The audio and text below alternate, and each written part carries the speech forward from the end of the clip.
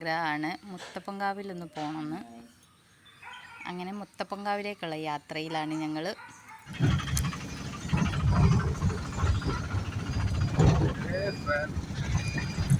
അങ്ങനെ മുത്തപ്പൻകാവിലേക്കുള്ള യാത്രയിൽ കണ്ട കാഴ്ചകളാണ് ഇതെല്ലാം.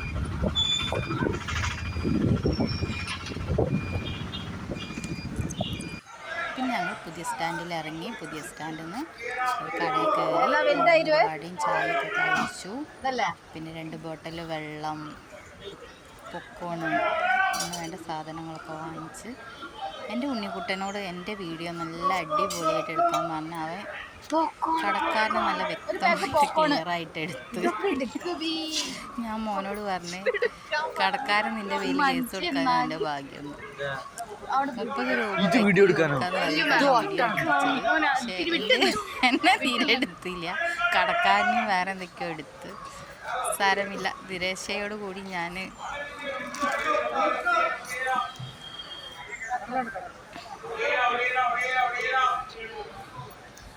അടിപൊളിയായിട്ട് കടക്കാരൻ എടുത്തിട്ടുണ്ട്. എന്താ ലുക്ക്! വാവ്, അടിപൊളി. കടക്കാരൻ സൂപ്പർ സൂപ്പർ സൂപ്പർ. എല്ലാ സാധനങ്ങളും അവിടെ ഉണ്ട്. വാവ്, ഞാൻ എന്നെടുത്ത് സന്തോഷത്തിൽ നിൽക്കുകയാണ്. വന്ന് നോക്കിയപ്പം ഒന്നുമില്ല. അവസാനം ഞാൻ തന്നെ എന്നെ എടുത്ത് ഹസ്ബൻഡ് ഒരു കൂളിംഗ് ഗ്ലാസ് തന്നു. വാവ്, മാസ് ലുക്ക് എന്ന് ഞാൻ എന്നോട് തന്നെ പറഞ്ഞ്. അങ്ങനെ കണ്ണൂരിലെ ബസ് എത്തി ഗേസ്.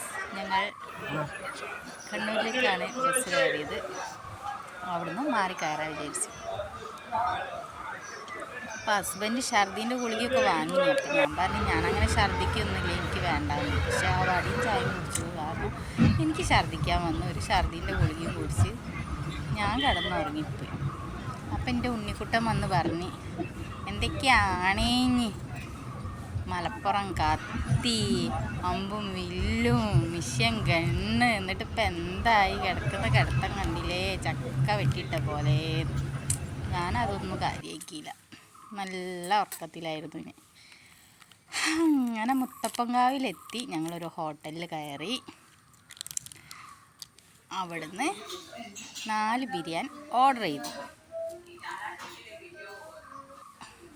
വൗ, അടിപൊളി ബിരിയാണി ആയിരുന്നു കേട്ടോ. കോഴിക്കോട് ബിരിയാണി കഴിച്ച് കണ്ണൂരിലെത്തിയപ്പോൾ ഒരു വെറൈറ്റി ബിരിയാണി തന്നെ. വൗ, അടിപൊളി അടിപൊളി. ഇത് അങ്ങനെ ദഹനം കിട്ടാൻ വേണ്ടിയിട്ട് 2 പൈനാപ്പിൾ ജ്യൂസ് ഓർഡർ ചെയ്തു. 4 ആളുണ്ട്, 2 എണ്ണം ഓർഡർ ചെയ്തോളൂ. ഷെയർ ചെയ്ത് കഴിക്കാമെന്ന് ഹസ് പറഞ്ഞു. അങ്ങനെ ഞാൻ പകുതി കുടിക്കുമ്പോൾ ഉണ്ണിക്കുട്ടൻ മൊത്തം എന്നെ തന്നെ നോക്കിക്കൊണ്ടിരിക്കുക. അമ്മ എനിക്ക് വെച്ചേക്കില്ല, മുഴുവൻ തട്ടി വിടുമോ, എന്നെ തന്നെ നോക്കുന്നുണ്ട്. ഞാനതൊന്നും കാര്യമാക്കില്ല. 3/4 ഭാഗത്തോളം ഞാൻ തട്ടി. അടിപൊളി ജ്യൂസായിരുന്നു.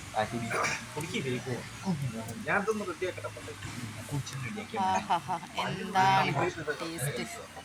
വാവ്, അടിപൊളി. അങ്ങനെ പകുതി ഞാൻ എൻ്റെ ഉണ്ണിക്കുട്ടനും കൊടുത്ത്, ഉണ്ണിക്കുട്ടനും കുടിച്ച്.